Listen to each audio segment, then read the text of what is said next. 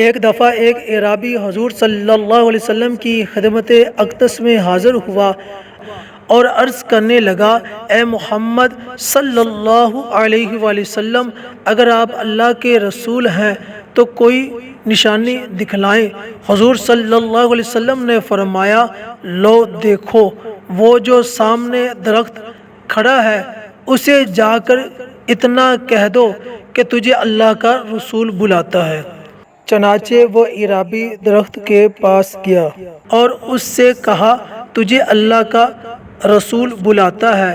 وہ درخت حکم سنتے ہی اپنے آگے پیچھے اور دائیں بائیں ہلا اور زمین سے اپنی جڑیں اکھاڑ کر چلنے لگا، یہاں تک کہ رسول اللہ صلی اللہ علیہ وسلم کے سامنے آ کر کھڑا ہو گیا۔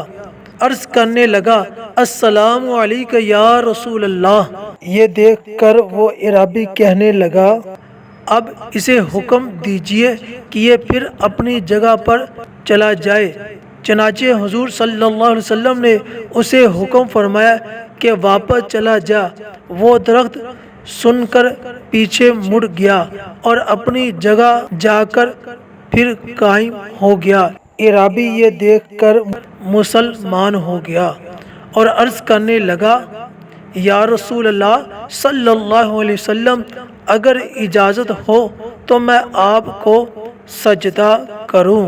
تو حضور صلی اللہ علیہ وسلم نے ارشاد فرمایا کہ اگر میں اللہ کے سوا کسی کو سجدہ کی اجازت دیتا تو حکم کرتا کہ عورت اپنے خاوند کو سجدہ کرے۔